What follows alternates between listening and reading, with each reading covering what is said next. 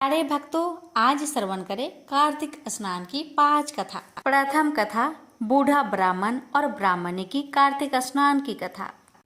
एक नगर में एक ब्राह्मण दंपति रहते थे। वे दोनों प्रतिदिन 7 कोस दूर गंगा और यमुना नदी में स्नान करने जाते थे। इतनी दूर आने जाने से ब्राह्मण की पत्नी थक जाती थी। एक दिन उसने अपने पति से कहा कि हमारा एक पुत्र होता तो कितना अच्छा रहता। पुत्र की बहू आती तो हमें घर वापस जाने पर खाना बना हुआ मिलता और बहू घर का काम भी कर देती। अपनी पत्नी की बात सुनकर ब्राह्मण ने कहा कि तूने बात तो सही कही है, चल मैं तेरे लिए बहू ला ही देता हूँ। ब्राह्मण ने कहा कि एक पोटली में आटा डालकर कुछ मोहरे रख दे। ब्राह्मण के कहे अनुसार उसने पोटली बांध दे दी। पोटली लेकर ब्राह्मण चला गया। ब्राह्मण सफर के दौरान यमुना के किनारे बहुत ही सुंदर लड़कियां दिखाई दी। वे रेत में घर बनाकर खेल रही थी। उनमें से एक लड़की ने कहा कि मैं अपना घर नहीं बिगाड़ूंगी, मुझे तो रहने के लिए ये घर चाहिए। लड़की की बात सुनकर ब्राह्मण मन ही मन सोचने लगा कि बहू बनाने के लिए यही लड़की उचित है। जब वह लड़की जाने लगी तो ब्राह्मण भी उसके पीछे पीछे उसके घर तक चला गया। वहां जाकर ब्राह्मण ने उस लड़की से कहा, बेटी, कार्तिक मास चल रहा है, इसलिए मैं किसी के घर खाना नहीं खाता। मैं अपने साथ आटा लेकर आया हूँ। तुम अपनी माता से पूछो कि क्या वह मेरे लिए आटा छानकर 4 रोटी बना देगी। यदि वह मेरा आटा छानकर रोटी बनाएगी तो ही मैं रोटी खा लूँगा। लड़की ने जाकर अपनी माँ को ये सारी बात बताई। माँ ने कहा, उचित है, जाकर ब्राह्मण देव से कह दो कि वह अपना आटा दे दे, मैं रोटी बना दूंगी। जब वह आटा छानने लगी तो आटे में से मोहरें निकली। वह सोचने लगी कि जिसके आटे में इतनी मोहरें हैं उसके घर में कितनी मोहरें होगी। जब ब्राह्मण खाना खाने बैठा तो लड़की की माँ ने उस ब्राह्मण से पूछा, क्या आपका कोई लड़का है और क्या आप उस लड़के की सगाई करने जा रहे हो। यह सुनकर ब्राह्मण ने कहा कि मेरा लड़का तो काशी में पढ़ने गया हुआ है, लेकिन यदि तुम कहो तो खांड कटोरे से विवाह करके तेरी बेटी को अपने साथ ले जाऊं। लड़की की माँ ने कहा, ठीक है ब्राह्मण देव। इस पर लड़की की माँ ने लड़की की खांड कटोरे से शादी करके ब्राह्मण के साथ भेज दिया। ब्राह्मण ने घर आकर कहा, रामू की माँ, दरवाजा खोल और देख, मैं तेरे लिए बहू लेकर आया हूँ। ब्राह्मण की पत्नी भीतर से ही बोली, हमारे तो कोई बेटा बेटी नहीं है, तो बहू कहाँ से आई। दुनिया ताने मारती थी, अब आप भी मारने लगे। ब्राह्मण ने कहा, तू दरवाजा खोल कर तो देख। जब ब्राह्मणी ने दरवाजा खोला तो सामने बहू को खड़ी देखा। उसने बहू का स्वागत किया और आदर सत्कार से अंदर ले गई। अब जब ब्राह्मण अपनी पत्नी के साथ नदी स्नान करने जाता तो पीछे से बहू घर का सारा काम करके और खाना बनाकर रखती थी। वह उनके कपड़े धोती और रात को हाथ पैर भी दबाती थी। इस तरह बहुत दिन बीत गए। ब्राह्मणी ने अपनी बहू से कहा कि बहू, कभी भी चूल्हे की आग मत बुझने देना और मटके का पानी खत्म मत होने देना। परंतु एक दिन चूल्हे की आग बुझ गई। यह देखकर बहू घबरा गई और भागी भागी अपनी पड़ोसन के पास गई और कहा कि मेरे चूल्हे की आग बुझ गई है, मुझे थोड़ी आग चाहिए। मेरे सास ससुर सुबह 5 बजे से गए हुए हैं, वह थके हुए घर आएंगे, इसलिए मुझे उनके लिए खाना बनाना है। यह सुनकर पड़ोसन ने कहा कि तू तो बावली है, तुझे यह दोनों मिलकर पागल बना रहे हैं। इनके कोई पुत्र नहीं है, ये निसंतान है। बहू ने कहा, नहीं ऐसा मत बोलो, इनका बेटा तो बनारस काशी में पढ़ने गया हुआ है। इस पर पड़ोसन ने कहा कि यह तुझे झूठ बोलकर लाए हैं, मेरी बात सच मान, इनके कोई बेटा नहीं है।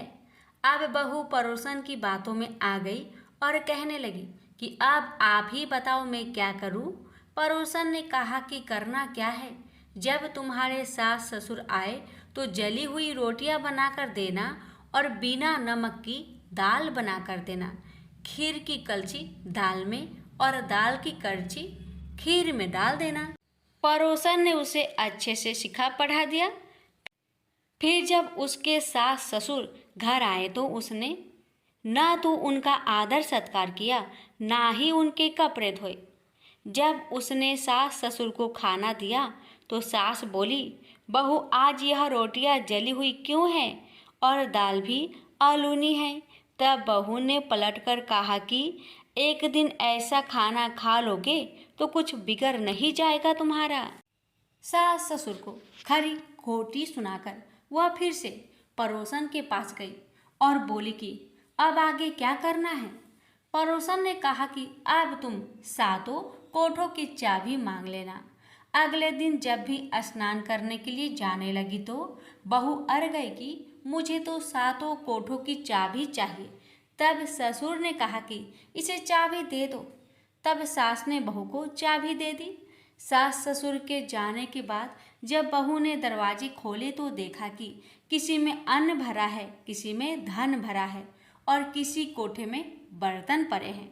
जब उसने सबसे ऊपर का सातवां कोठा खोला तो देखा कि शिव जी, पार्वती माता, गणेश जी, लक्ष्मी माता, पीपल पथवारी, कार्तिक के ठाकुर, राई दामोदर, तुलसी जी का बिरवा, गंगा यमुना और 33 कोटि देवी देवता विराजमान है। वहीं पर एक लड़का चंदन की चौकी पर बैठा माला जप रहा है। यह सब देखकर उसने लड़के से पूछा कि तुम कौन हो।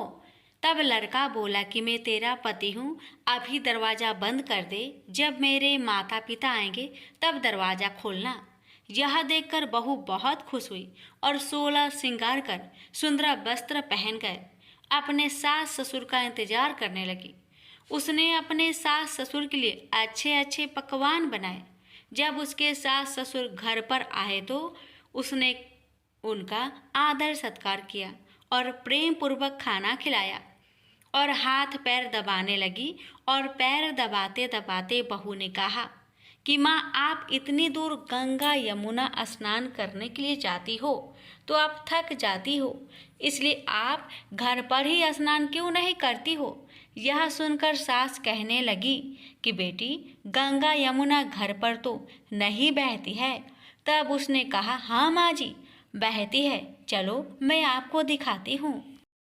जब बहू ने सातवां कोठा खोलकर दिखाया तो उसमें शिव जी, पार्वती जी, गणेश जी, लक्ष्मी जी, पीपल पथवारी, कार्तिक के ठाकुर, राई दामोदर, तुलसी जी का बिरवा, गंगा यमुना बह रही है और 33 कोटि देवी देवता विराजमान है। वह चौकी पर बैठा एक लड़का माला जप रहा है। माँ ने उसे देखकर कहा कि बेटा तू कौन है। लड़का बोला, माँ मैं तेरा बेटा हूँ। तब ब्राह्मणी ने पूछा कि तू कहाँ से आया है। लड़के ने जवाब दिया कि मुझे कार्तिक के देव ने भेजा है। माँ ने कहा, बेटा यह संसार कैसे मानेगा कि तू मेरा बेटा है। माँ ने कुछ विद्वान पंडितों से मदद मांगी। पंडितों ने कहा, इस पर बहू बेटा खड़े हो जाए और उस पर माँ खड़ी हो जाए। माँ ने चमड़े की अंगियाँ पहनी हो और छाती में से दूध की धार निकलकर बेटे की दाढ़ी मूछ भीगे और पवन पानी से गठजोड़ बंधे, तब मानेंगे कि यह इस माँ का ही बेटा है। उसने ऐसा ही किया। चमड़े की अंगियाँ फट गई और छाती में से दूध की धार निकलकर बेटे की दाढ़ी मूछ भीग गई। पवन पानी से बहू बेटे का गठजोड़ बंध गया। यह सब देखकर ब्राह्मण और उसकी पत्नी की खुशी का ठिकाना ना रहा। तो ये थी कार्तिक मास की कथा। हे कार्तिक के ठाकुर, जैसे ब्राह्मण और ब्राह्मणी को बहू बेटा दिया, वैसे सबको देना। कार्तिक मास की कथा कहने, सुनने और हुक्कारा भरने वाले सब पर अपनी कृपा सदा सर्वदा बनाए रखना। प्रेम से बोलिए कार्तिक के देवी देवता की जय। कार्तिक स्नान की दूसरी कथा। एक बुढ़िया माई थी जो चतुर्मास में पुष्कर स्नान किया करती थी। उसके एक बेटा और बहू थे। सास ने बहू को फलहार उपवास में खाने योग्य बनाने को कहा, तो बहू ने खाली टिफिन ही रख दिया। बेटा माँ को पहुँचाने के लिए पुष्कर गया। रास्ते में माँ से बोला, माँ फलहार कर लो। जहाँ पानी मिला वहीं फलहार करने बैठ गई, तो भगवान की कृपा से खाली टिफिन फलों से भर गया। माँ ने फलहार कर लिया। पुष्कर माँ के रहने के लिए झोपड़ी बनाकर बेटा वापस घर को आ गया। रात्रि में श्रावण मास आया और बोला, बुढ़िया माई दरवाजा खोल। तब बुढ़िया माई ने पूछा, आप कौन हैं?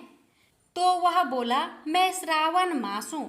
तो बुढ़िया माई ने तुरंत दरवाजा खोल दिया। बुढ़िया माई ने शिव पार्वती की पूजा अर्चना की, बेलपत्र से अभिषेक किया। जाते समय श्रावण मास ने बुढ़िया माई को आशीर्वाद दिया और झोपड़ी की एक दीवार सोने की हो गई। भाद्रपद मास आया, उसने भी दरवाजा खोलने को कहा। बुढ़िया माई ने दरवाजा खोला, सत्तू बनाकर कजरी तीज मनाई।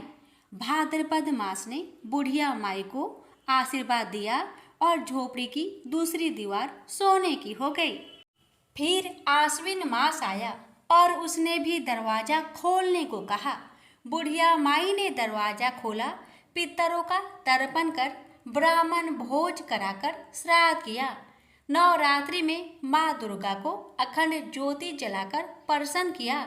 सत्य की विजय दिवस के रूप में बुराई का अंत की खुशी में दशहरा मनाया। आश्विन मास ने जाते समय प्रसन्न होकर तीसरी दीवार भी बहुमूल्य रत्नों से जटित कर दी और बुढ़िया माई को सदैव प्रसन्न रहने का आशीर्वाद दिया। इन सब के बाद कार्तिक मास आया, उसने भी दरवाजा खोलने को कहा। बुढ़िया माई ने दरवाजा खोला, अति प्रसन्न मन से कार्तिक स्नान किया, दीप दान कर दीपावली, गोवर्धन पूजा, भैया दूज, गोपाष्टमी, आंवला नवमी मनाई। कार्तिक मास ने जाते समय आशीर्वाद दिया और झोपड़ी के स्थान पर महल बना दिया। बुढ़िया माई गरीबों की सेवा कर भजन कीर्तन में अपना समय व्यतीत करने लगी। बेटा अपनी माँ को लेने आया तो माँ और झोपड़ी को पहचान ना सका, तो पड़ोसियों से पूछा, उन्होंने बताया। तो बेटा माँ के चरणों में गिरकर बोला, माँ घर चलो। सारे सामान के साथ घर ले आया।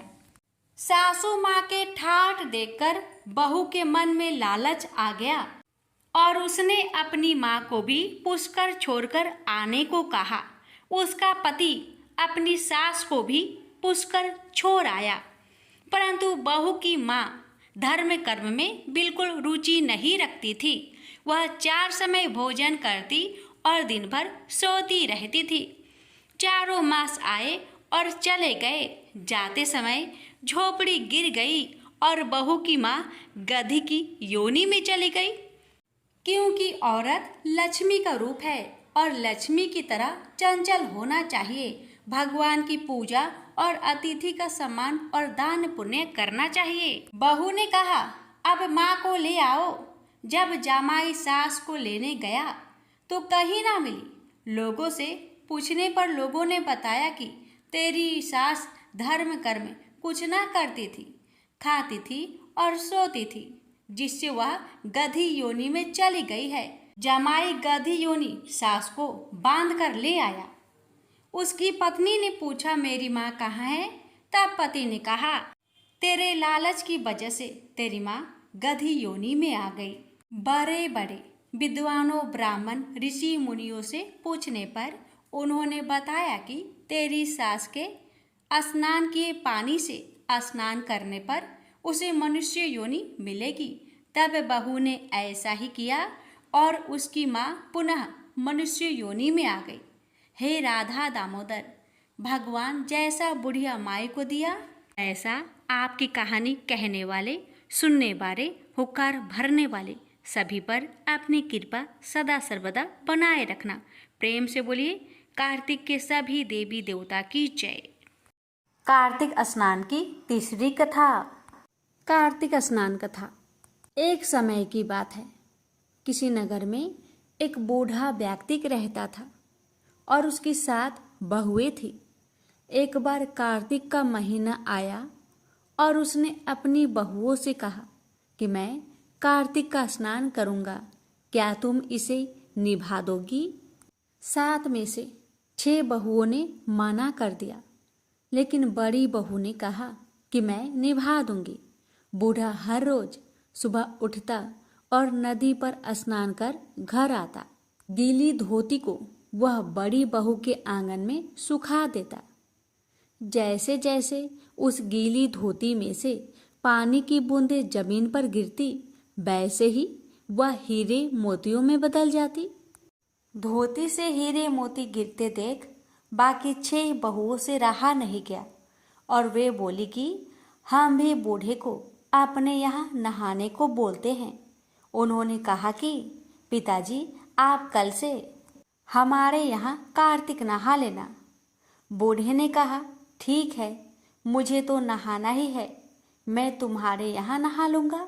बूढ़ा सुबह सपेरे स्नान करके आया और धोती उसने दूसरी बहू के आंगन में सुखाने के लिए डाल दी, लेकिन यहाँ हीरे मोती की बजाय कीचड़ टपकने लगा। बहुओं ने ये देखा तो कहा कि आप हमारे यहाँ पाप का स्नान कर रहे हो, इसलिए यहाँ से जाओ और बड़ी बहू के यहाँ ही स्नान करो। बूढ़ा वापिस बड़ी बहू के यहाँ आया और कार्तिक का स्नान करने लगा। स्नान करके उसने फिर धोती सुखाई तो फिर से हीरे मोती गिरने लगे। अब कार्तिक का महीना समाप्त होने को था। बूढ़ा चिंता में पड़ गया तो बड़ी बहू ने इसका कारण पूछा। उसने कहा कि कार्तिक स्नान समाप्त होने को है और मेरा मन है कि मैं सारे परिवार को एक दिन खाने का न्योता दूं। बड़ी बहू ने कहा कि पिताजी, इसमें चिंता की क्या बात है, आप सभी को बुला ले, मैं खाना बना दूंगी। बूढ़ा सभी को निमंत्रण देने गया तो बाकी बहुओं ने कहा कि जब तक यह घर पर रहेगी हम खाने पर नहीं आएंगे। बूढ़ा फिर से चिंता में घिर गया कि ऐसे कैसे होगा और सूखने लगा। बूढ़े को सूखते देख बड़ी बहू ने कहा कि पिताजी, अब आपको क्या चिंता है?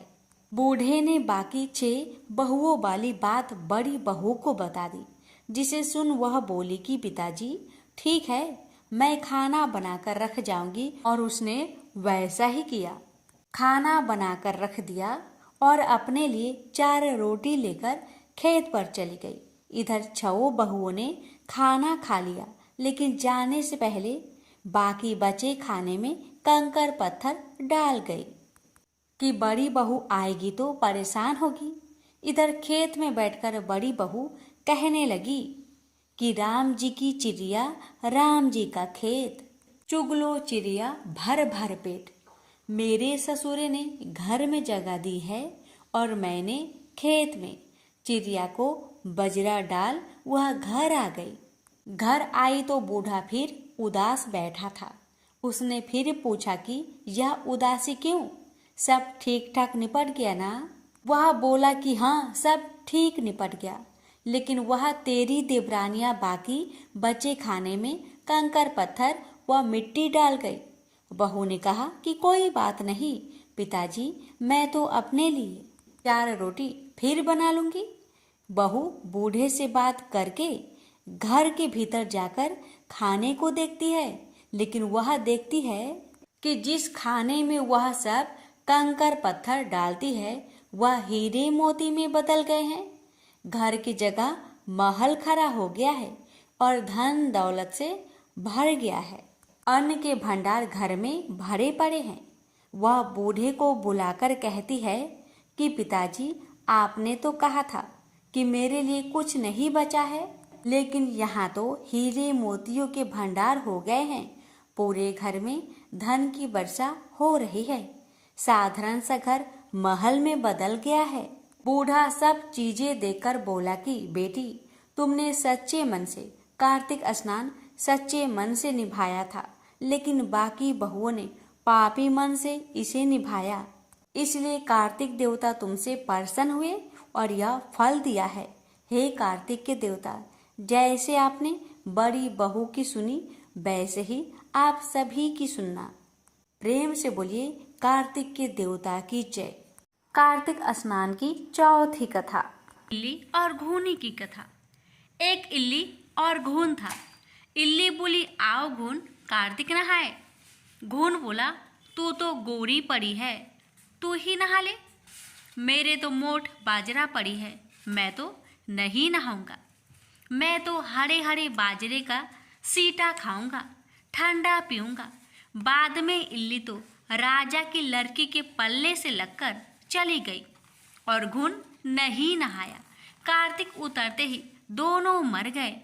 बाद में इल्ली ने कार्तिक नहाने के कारण राजा के घर में जन्म लिया और घुन राजा के घर गधा बना। जब बेटी के विवाह का साया निकलवाया तो विवाह के दिन निकल गया और ससुराल जाने के लिए विदा होने लगी तो बेटी की बैलगाड़ी रुक गई। राजा रानी बोले कि बैलगाड़ी क्यों रुक गई? तुझे जो चाहिए मांग ले। तब लड़की बोली कि यह गधा मुझे चाहिए। तो वह बोला, यह क्या मांगा? यह मत ले जा, चाहे और धन दौलत ले जा। परंतु वह नहीं मानी और कहा, मुझे तो यही गधा चाहिए। तो वह फुदक फुदक कर भागने लगा। तब लड़की महल में जाने लगी तो उसे सीढ़ी के नीचे बांध दिया। जब सीढ़ी उतरने लगी तो गधे ने कहा कि ए सुंदरी, हे लड़की, थोड़ा पानी पिला दो। तब उसने कहा कि आ नहा ले। तब तूने कहा था कि मैं तो बाजरा खाऊंगा और ठंडा ठंडा पानी पीऊंगा। उनकी आपस की यह बात देवरानी जेठानी ने सुन ली तो देवर को सिखा दिया कि तू क्या जादूगरनी लाया है जो जानवर से बात कर रही है। वह बोला कि कानों से सुनी नहीं मानता, आंखों से देखकर मानूंगा। दूसरे दिन वह छिपकर बैठ गया और देखा कि रानी महल से नीचे उतरी तो गधा फिर वही बात बोला तो रानी भी जवाब दिया। तब वह तलवार निकालकर खड़ा हो गया और बोला कि तू जानवर से क्या बात कर रही है, तू बता दे, नहीं तो तलवार से मारूंगा। तब रानी ने कही कि औरत का भेद मत खोलो। तब राजा ने कहा कि मैं तेरा पूरा भेद खोलूंगा। तब रानी ने कहा कि पिछले जन्म में मैं तो इल्ली थी और यह घून था। तब मैंने कहा कि आ घून, कार्तिक नहा लेते हैं, तो यह नहीं नहाया, जिससे यह गधा बन गया और मैं राजा के पल्ले से लगकर नहाई तो राजा के घर जन्म लिया। इसलिए मैं तो पिछली बात कर रही थी। यह बात सुनकर राजा ने कहा, क्या कार्तिक में नहाने से इतना फल है? रानी ने कहा कि कार्तिक में नहाने से आपके घर में राजपाट कर रही हूँ। तब राजा ने कहा कि इतना फल है तो हम दोनों अब जोड़े से नहाएंगे और बहुत दान पुण्य करेंगे, जिससे आगे हमें और ज़्यादा सुख मिलेगा। दोनों कार्तिक नहाने लगे तो राजा के घर में बहुत धन संपत्ति हो गई। हे कार्तिक महाराज, जैसे इल्ली को सुख दिया वैसा सबको दियो, जैसा घून को दिया वैसा किसी को मत दियो। प्रेम से बोलिए कार्तिक महाराज की जय। पांचवी कथा, लापसी तपसी की कथा। एक लापसी था, एक तपसी था। तपसी हमेशा भगवान की तपस्या में लीन रहता था। लापसी रोजाना सवा सेर की लापसी बनाकर भगवान का भोग लगाकर जीम लेता था। एक दिन दोनों लड़ने लगे। लापसी बोला, मैं रोज भगवान की तपस्या करता हूँ, इसलिए मैं बड़ा हूँ। लापसी बोला कि मैं रोज भगवान को सवा सेर लापसी का भोग लगाता हूँ, इसलिए मैं बड़ा हूँ। नारद जी वहां से गुजर रहे थे। दोनों को लड़ता देखकर उनसे पूछा कि क्यों तुम लड़ रहे हो। लपसी ने खुद को बड़ा होने का कारण बताया और तपसी ने अपना कारण बताया। नारद जी बोले, तुम्हारा फैसला मैं कर दूंगा। दूसरे दिन लपसी और तपसी नहाकर अपनी रोज की भक्ति करने आए तो नारद जी ने छुपकर 1.25 करोड़ की एक एक अंगूठी उन दोनों के आगे रख दी। तपसी की नजर जब अंगूठी पर पड़ी तो उसने चुपचाप अंगूठी उठाकर अपने नीचे दबा ली। लपसी की नजर अंगूठी पर पड़ी लेकिन उसने ध्यान नहीं दिया। भगवान को भोग लगाकर लापसी खाने लगा। नारद जी सामने आए तो दोनों ने पूछा कि कौन बड़ा। तो नारद जी ने तपसी को खड़ा होने को कहा। वो खड़ा हुआ तो उसके नीचे दबी अंगूठी दिखाई पड़ी। नारद जी ने तपसी से कहा, तपस्या करने के बाद भी तुम्हारी चोरी करने की आदत नहीं गई, इसलिए लपसी बड़ा है और तुम्हें तुम्हारी तपस्या का कोई भी फल नहीं मिलेगा। तपसी शर्मिंदा होकर माफी मांगने लगा। उसने नारद जी से पूछा, मुझे मेरी तपस्या का फल कैसे मिलेगा। नारद जी ने कहा, यदि कोई गाय और कुत्ते की रोटी नहीं बनाएगा तो फल तुझे मिलेगा। यदि कोई ब्राह्मण को भोजन करवाकर दक्षिणा नहीं देगा तो फल तुझे मिलेगा। यदि कोई साड़ी के साथ ब्लाउज नहीं देगा तो फल तुझे मिलेगा। यदि कोई दिए से दिया जलाएगा तो फल तुझे मिलेगा। यदि कोई सारी कहानी सुने लेकिन तुम्हारी कहानी नहीं सुने तो फल तुझे मिलेगा। उसी दिन से हर व्रत कथा कहानी के साथ लपसी तपसी की कहानी भी सुनी और कही जाती है। प्रेम से बोलिए लक्ष्मी नारायण की जय। प्राचीन काल की बात है। उज्जैन नगर में तितिक्षु नाम का एक कृषक ब्राह्मण रहता था। उसके परिवार में एक पत्नी, 2 पुत्र तथा एक पुत्री थी। ब्राह्मण बहुत लोभी था। यदि उसकी पत्नी उससे किसी चीज की मांग करती तो कहता, अभी कुछ ही दिन पहले तो मैंने यह चीज मंगवाई थी, बड़ी जल्दी खर्च कर दी, अब कुछ दिन ऐसे ही काम चलाओ। यदि कोई मांगने वाला उसके दरवाजे पर आता तो कहता, भाग यहाँ से, हट्टा कट्टा होकर भी भीख मांगता है।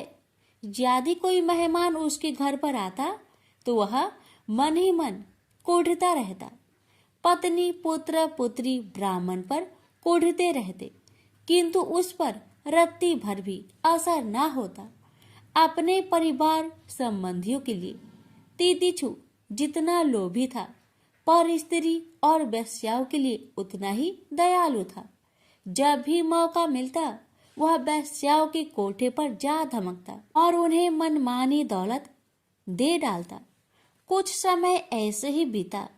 एक दिन बड़े पुत्र ने अपनी माता से कहा, माँ, बहुत दिन से घर में नारायण की कथा नहीं हुई है, तुम कहो तो इस पूर्णिमा को हम कथा करवा ले।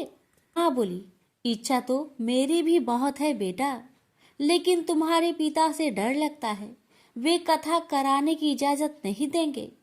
पुत्र बोला, पिताजी की इजाजत लेने की जरूरत नहीं पड़ेगी माँ, कथा के लिए मैंने कुछ धन इकट्ठा कर लिए हैं। ब्राह्मण को बताए बिना चुपके चुपके हरि कथा का आयोजन किया गया।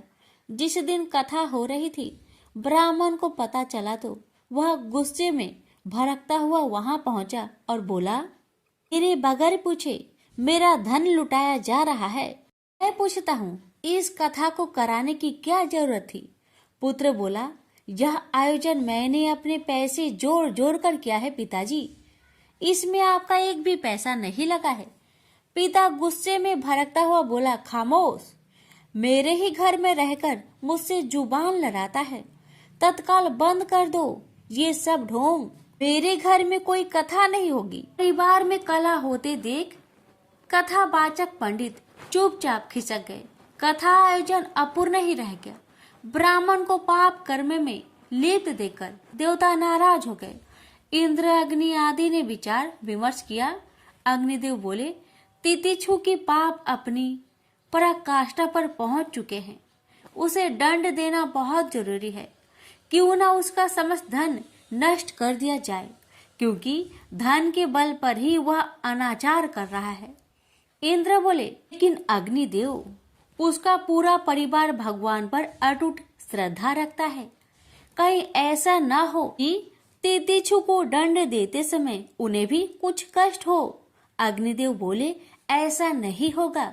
मैं आज ही ब्राह्मणी के मन में ऐसी बात बैठा देता हूँ कि वह परिवार समेत अपने मायके चली जाएगी। जब ब्राह्मण अकेला रह जाएगा तो उसे दंड देना आसान होगा। अग्निदेव ने ब्राह्मणी के मन में ऐसी धारणा बैठा दी कि वह अपने बच्चों के साथ लेकर दूसरे ही दिन मायके चली गई। ब्राह्मण परिवार के जाते ही दूसरे दिन तितिक्षु का एक घनिष्ठ मित्र उसके पास पहुंचा और बोला, मित्र, एक अत्यंत आवश्यक कार्य से मुझे तुम्हारे पास आने की जरूरत पड़ गई। मुझे कुछ धन की आवश्यकता है, कुछ ही दिनों में मैं लौटा दूंगा। ब्राह्मण ने अपनी जमा पूंजी में से आधा धन अपने दोस्त को दे दिया, जो उसने कभी वापस नहीं किया। फिर एक दिन वह वैश्य के कोठे पर रंग की महफिल में व्यस्त था। कुछ चोर उसके घर में घुसे और उसका बाकी धन लूट कर चले गए। वह जब घर लौटा तो चोरी हुई देखकर अपना सिर पीटने लगा। कोई भी पड़ोसी उसकी मदद या उसे दिलासा देने उसके पास तक नहीं फटका। तो आपस में खुसर फुसर करने लगे। अभी तितिक्षु चोरी के गम से उभर भी नहीं पाया था कि एक दिन उसके घर में आग लग गई। वह चिल्ला चिल्लाकर मदद मांगता रहा, किंतु इस बार भी कोई पड़ोसी उसके जलते घर को बचाने नहीं आया। अब वह बहुत परेशान रहने लगा। कुछ धन मित्र ले गया, कुछ धन चोर ले गया। काफी बड़े धन का हिस्सा अग्नि की भेंट चढ़ गया। एक दिन राजा के 2 सैनिक उसके पास पहुंचे और बोले, तितिक्षु, तुम पर आरोप है कि तुमने कई साल से राजा का कर नहीं चुकाया है, इसलिए राजा ने तुम्हें दरबार में बुलाया है। सैनिक तितिक्षु को लेकर राज दरबार में पहुंचे।